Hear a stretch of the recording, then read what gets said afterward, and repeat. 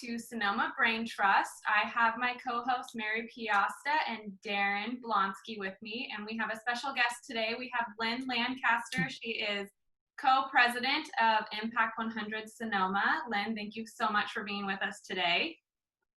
Thanks. I'm happy to be here. We brought Lynne on today to discuss the needs of the nonprofits in Sonoma Valley. And if you guys don't know what Impact100 is, Impact100 is a women's grant giving organization. It's pretty simple idea. One woman, one vote, $1,000. All the money gets pulled together and then granted to various nonprofits in our area. And we did things a bit differently this year. So we wanted to talk to Lynne about what we did and why they chose to go the way they did once the pandemic hit. So Lynne, first I wanted to just ask about the unrestricted funds that you guys granted this year. What does that mean and why did you choose to do unrestricted? Right, so our normal model is we kick off in the fall and all of our members come on board, and by and large each woman puts in $1,000 into the pool, although we do have shared memberships where each person puts in $500. And I want to mention we do have some sponsored members, people who want to join and learn about giving and participate in philanthropy, but maybe they're not earning enough money quite yet. And we do have people who are sponsored. We really want to be open to getting more people in the door to learn about our nonprofits and learn about philanthropy and really participate with us. So that doesn't need to be a barrier at all. But in the fall, we onboard everybody. And last year we had 310 members. And that means all that money goes into a giant pot and then we give all of it away. And the way that works is the nonprofits apply for grants. They put together grant proposals for something they want to do or work on, or a project or a need they have. And they submit those proposals by the end of January. And then we have very active participative grants committees who volunteer their time to review the grants and put together a slate of finalists. And then, as Chelsie said, it's one woman, one vote. All the members get to vote on those finalists and we give the money away. Normally, we give one big grant of $100,000 and then a series of smaller community grants up to $20,000.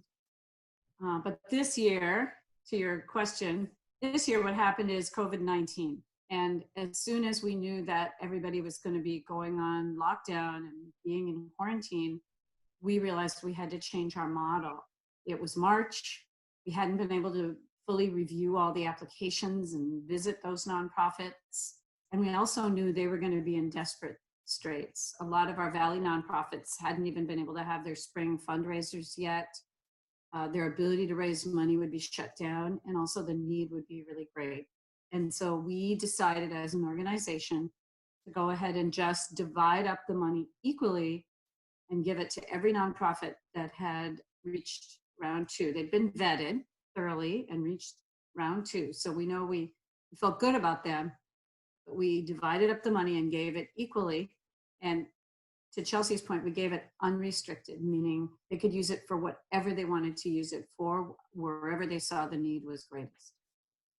So usually when we do the grants, they have to, in their proposal, write what they're going to use that grant money for.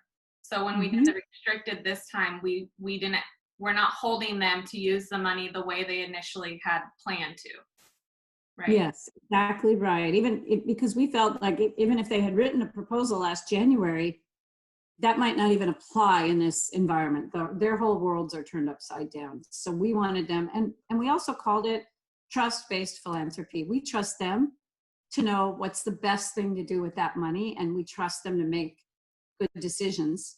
And we also said, you don't have to report back to us. We believe in you. And we don't want you to have to spend a lot of time trying to write up reports and come back and explain what you're doing. They're so short-staffed right now and overworked. We didn't want them to have to do that. We just asked, could you come back to an event that we're going to have in the future and just talk about how this was for you? What was your experience and what did you do with the money? So now you took there's 310 members, you said, so would that be 310,000 just divided amongst all the nonprofits? Yes, we did. So how many nonprofits? They all got about $13,000. Went to, I think, 23 nonprofits. They all got about $13,000. And we said, you can use it for immediate needs. You can hang on to it for future needs. You could even give it to another nonprofit if you feel like they're touching on something you do and they need it more. Cool. And these are all nonprofits who had already engaged in the application process, because usually it's like an extensive vetting, right? So yeah, that's right. And these are all Sonoma Valley nonprofits. We require that they serve just the Sonoma Valley. So it's really a form of very localized giving and just trying to make a real difference right here where we live. And certainly a lot of our members probably give other money globally, or they give other money to other national or regional nonprofits. But for Impact 100, we really focus in the Valley.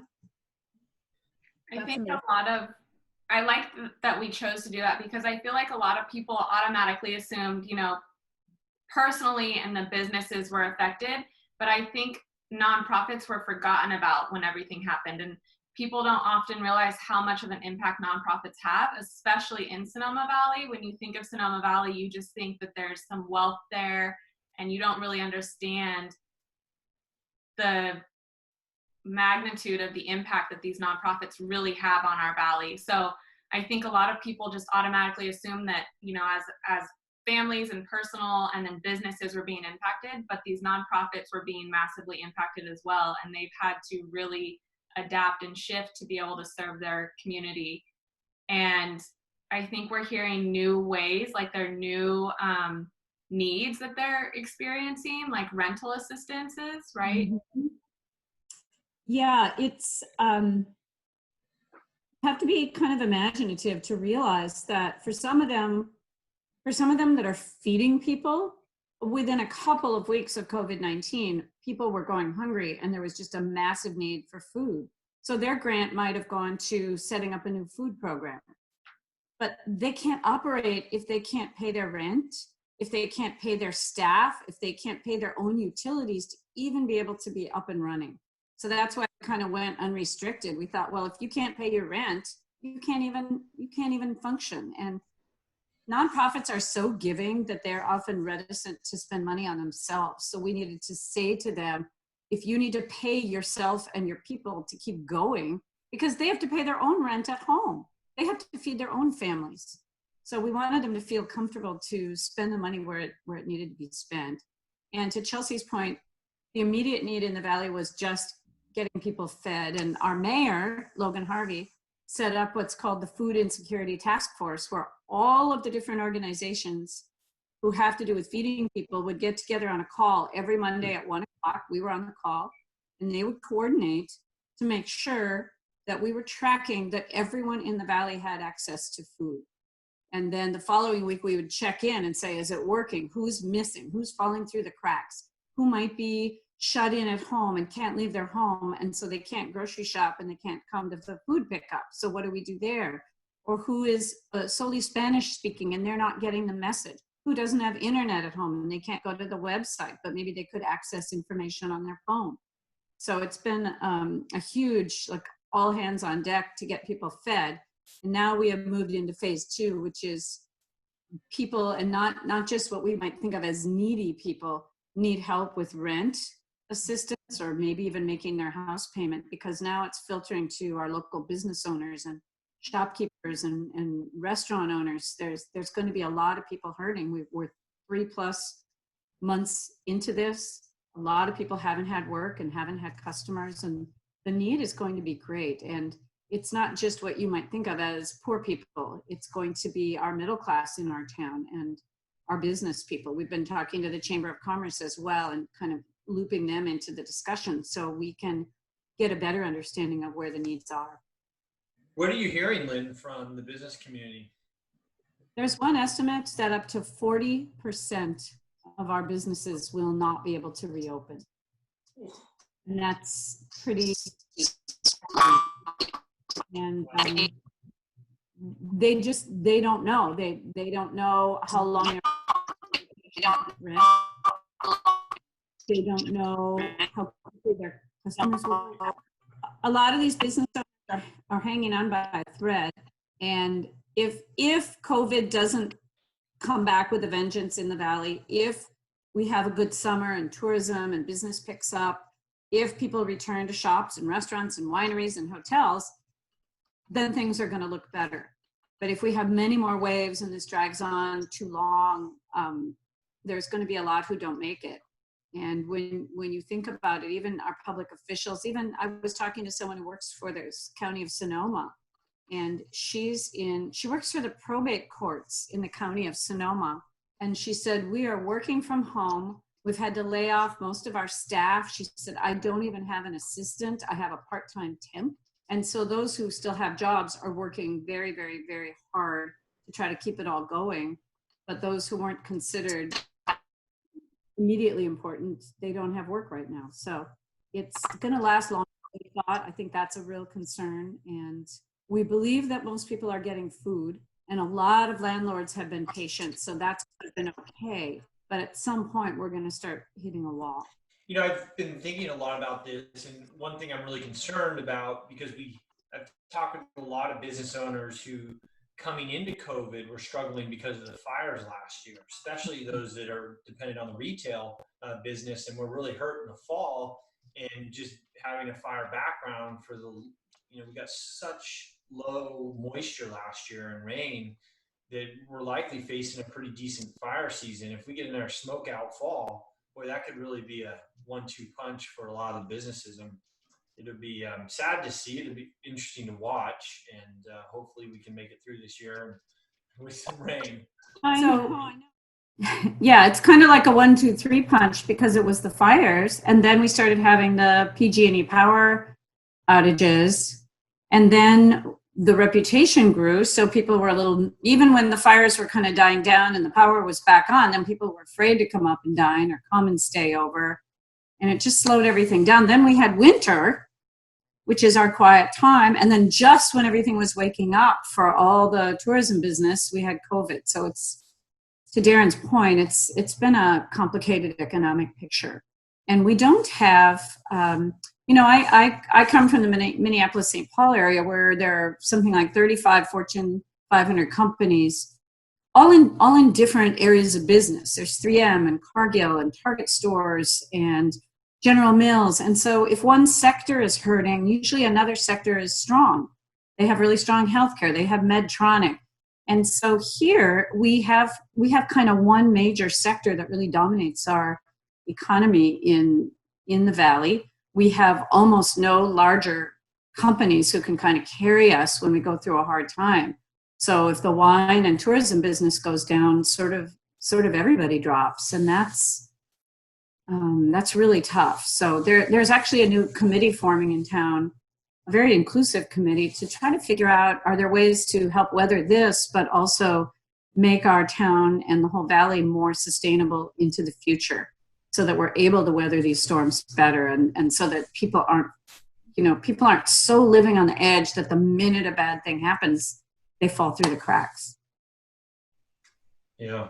And that's what's so great about Impact, right? I mean, you're positioned to kind of take the temperature of what's going on and pivot to help in that way too. So. That's such a great point. We have 5 different board members who work directly on our grants teams, and they, over time, because they're reading all the grant applications, then they're going out on site visits with their committees to meet with all the nonprofits. And there's a lot of back and forth throughout the year. We really feel that I love your point, we're uniquely suited because we really get to know our nonprofits. And one thing I love that our grants team is doing is they've just completed going out and doing interviews with each nonprofit who got a grant from us, and just asking them, how are you doing? What does your picture look like right now? What does your fall look like? Where are the gaps? Where are the needs? And people are stressed, and it's tough. Some may go under, some may have to combine services with others. Some are just a huge question mark, they don't know. And but you're right, we do feel as Impact 100 that we have this unique ability to try to stay close to our nonprofits and in some ways defend them, or try to not speak for them, but speak up on their behalf whenever we can. Now, I know you're a women's only organization, and I'm all for that, but is there a way for gentlemen to also contribute or get involved, maybe on an advisory capacity. I don't know, like as the need grows in the Valley, maybe there are creative ways to get more funding for impact. I think that, and if you would like to come and help us accomplish that, or if anyone listening wants to come and work on a project, we've had a lot of spouses and friends and significant others who happen to be male saying, gosh, I'd like to give some money toward that effort, but I'd really like you to do the work and review the grants and figure out where it's going. So we've toyed with starting some kind of special fund, especially in the upcoming year when so much more help is going to be needed. So if any of you are interested, please do reach out to us. It's Impact100Sonoma.org. Just Google Impact100 and you can get a hold of me or anyone on our board. We'd be glad to talk to you about it, because the neat thing about Impact is 100% of all the money that goes into the pool goes straight to the nonprofits. And if we need overhead money for something else, that's donated by our members. So to help pay our admin or to pay our insurance or our other costs, that money is donated separately. But I like that 100% goes back into the community. Lynne, it got me thinking, because I just maybe 10 minutes ago wrote notes on there's got to be 100 men in this Valley that would say, I'll give $1,000 to help out. I know. Okay, Daren, I'm going to be calling on you to help me put those men together. Anyone wants to join me? But it's just a great concept. I love it. And the idea that you can give straight to the nonprofits, that there's a vetting process. Yeah. It's just, I think, a really powerful concept. It just makes so much sense. And we don't, so I've got a good name for it. We can call it 100 Good Men. Yeah. And we want to find those men that want to step up. That's right. The needs, it's really interesting. There's a lot of immediate need right now, food and rent and keeping the lights on. But there are a lot of more subtle needs going forward. There are other nonprofits that support the schools, support children, support learning, support the arts. Our arts organizations are on thin ice right now because they're not on the front line of feeding people, but they're on the long-term line of really enriching our culture and enriching our Valley. And they touch the lives of many, many children and many families. So even though they're not top of mind, we don't want to lose them either. And if you think about it, in Sonoma, we have sort of a spring season of galas and fundraisers of all sorts, dinners and crab feeds and dress up things and concerts, and all of that's been canceled. So many of them that are dependent on their budgets for one big fundraiser, every single one of the spring is gone. And they were all thinking, well, we'll make it up in the fall. Well, it looks like the fall ones probably won't happen either. So that's got to come from somewhere. And several different groups within the Valley are trying to get the lay of the land to see where the need's going to be and how we can help. It's kind of been interesting. I like thinking about unintended benefits of, you look at the COVID thing. There's been a lot of really difficult things with COVID, but a lot of silver linings for people too, right? Mm-hmm. Shifts in all of our lives if we're willing to look for those shifts. Mm-hmm. Think about kind of the Impact 100, and not only do you guys provide this funding to these organizations, but you also in some ways provide this strategic direction. You think about, I've known so many women on Impact 100 over the years that were very successful in their careers and their lives, and they're offering that back to the community. In some ways, it's this, like, the money's one thing, but by default, by going through a grant process, you're almost guiding the nonprofits into successful practices for managing a nonprofit, right? And they don't necessarily know that that's what they're doing when they go through, but in order to qualify, they're going to have to hit all these different bars to say, yeah, we're doing it, and here's how we're fiscally responsible for what we're doing. So it's a really neat model, I think, in a lot of ways. Thank you. We've had some great feedback with, for example, I remember early on when I was first on a grants committee, we had a group, we vetted their proposal and they met our qualifications. And then the committee I was on went through it kind of with a fine-tooth comb, and we had a lot of questions. We developed those questions and turned them in and said, these are the things that we want you to answer when we go on the site visit, just so you think it through and we understand where your thinking lies. And they ended up coming back and saying, you know what, we're going to withdraw our proposal because these are things we should be able to answer as a board and as a nonprofit. And we want to go home and figure this out, and we'll come back to you next year. And I was really impressed because they took that as a learning opportunity, and they came back, and sure enough, they had it figured out. So I do think there's some real learning that goes on with the give and take, but we also don't expect them to be perfect. I mean, they're doing a tremendous service. Some of them have professional grant writers, some of them don't. Some have staff, some don't. Some are really sophisticated, some aren't, but we want to be their defenders, and we believe they're all in it to do something great. I had one great example I wanted to share that right after the lockdown happened and people were being told, you might not be able to leave the house, so stockpile your groceries and stay home. And I think a lot of people were thinking, well, these arts organizations, they're not really front line, so let's not worry about that. And there's a program in the Springs called Art Escape that provides art experiences and a place teenagers and kids can go to be together and make art and have kind of a safe place away from home where they have a teen lounge where they get together on Friday nights and socialize and do art. And that very first week, when you would have maybe been thinking art is not top of mind, they realized they couldn't have the teenagers come anymore because people couldn't gather. So they put together do art at home kits. And they had over 400 kids show up to pick up an art kit that they could take home so they could do something that would reduce their stress and alleviate anxiety during this stressful time. And I just think that's such a good example of how art feeds us sometimes as well as food. I love that. I think that's such an awesome thing that was done. Anxiety. There's a lot of examples. Yeah, I think one of the biggest things, because I'm a Next Gen member and I've been a Next Gen member with Impact for almost 4 years now, and I had no idea how many nonprofits serve Sonoma Valley and how many people relied on those nonprofits.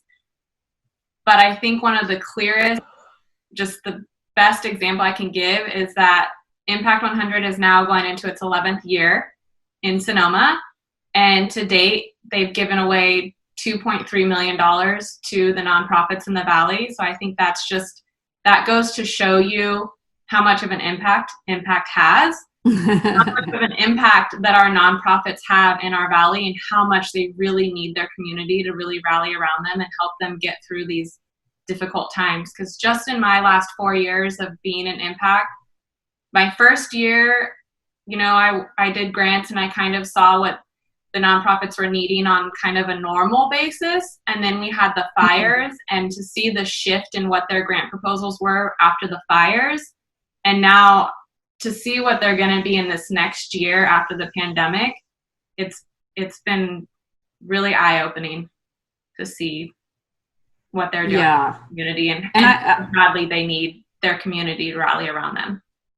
And I have to really compliment our Next Geners too, because Chelsie, you said when you joined, you didn't really know all the nonprofits in the Valley. Well, when I moved here, I didn't know them either. I mean, I think we all share that. We show up and we're not really aware of this whole world going on that are serving the underserved. And I learned it the same way you did, being on a grant committee. But we have a wonderful Next Gen program, and we're actively seeking diverse and young and medium and older. We really want to be inclusive, and our Next Geners, it's been a great program to get younger women in, but they're not in a special category. They're just as active as everybody else on committees, running things. We have 4 Next Gen members on our board of directors who are doing huge jobs. And if you're interested in joining, I really want to say we welcome you. We welcome diverse voices, and we welcome all ages, and we would like to hear from you. Well, I think it's neat is we've had more people relocate to the Valley this year, and lots of philanthropic people who are buying, different levels of real estate. Like there may be an increased community who will want to contribute too. So it'd be really cool for Impact to reach out to target those new folks in town. And you can help. Count me in for sure. Okay. Well, it's been interesting when we look at our new members, we've become a huge conduit for people who are moving here to just join Impact, because it's a way to get right into the community, get networked, find out where some of the philanthropic things are happening, and just dive in and start volunteering and giving and making a difference, which is a great way to feel part of a community. You know, when I moved here, I was a consultant. All my clients were somewhere else. I didn't feel as present here because I was getting on airplanes and going away a lot. And I always felt this sense of loss. So as soon as I could kind of cut back and have fewer clients that were far away and be here more, it just felt so much better to really feel grounded and feel part of the community. To what you're saying, people want to be networked. Oh yeah, for sure. So Lynne, if there's interest in creating an auxiliary subcommittee for 100 good men, I'll seat it. All right. So you let me know, but I think that's great. And I thought about before this call even doing something like this with other men in the Valley who might find interest in this and giving back. It just seems redundant to me to create a whole nother process for these nonprofits to jump through, right? Because another challenge with nonprofits is having man hours and human hours, right? So true. You know, creating a whole nother hoop system doesn't make a ton of sense to me, but certainly I think there's a lot of men type in this Valley that would be more than glad to help give and support the Valley. Daren, thank you. Okay. The what? You what? I might have a co-chair for you to help you out. All right. I love Daren's point. I mean, that was so brilliant, because every time we ask them to write another grant proposal to jump through more hoops for yet another grant, as Daren said, it just takes them away from their core mission that they're trying to do. So if we could raise more money and give it away through the process they're already going through anyway, that would be fantastic. We would love that. And of course, we're not the only funder in the Valley. The vintners and growers give generously. Rotary is a wonderful fundraiser. They raise money and give generously. And there are other sources. But over time, we've become probably one of the top 1 or 2 or 3 funders in the Valley. So we do try to take that seriously. And Daren, I'm following up with you on this. And Mary. Sign me up. Okay. I'm in. I like it. Me too. For sure. Well, thanks, Lynne, for joining us today and taking a few minutes to talk about Impact. We appreciate your time and your energy and your enthusiasm to help the nonprofits here. Oh, what a pleasure. I just feel so privileged to live here, and I love talking to all 3 of you, and thank you for taking the time to create this opportunity for people to talk about what they do and talk about our community. That's just, it's just so valuable, and it builds the kind of bonds that hold us all together when we're trying to keep things afloat or get through the fires, now navigate a pandemic. And I just appreciate your caring and attention toward all of those issues and toward our community.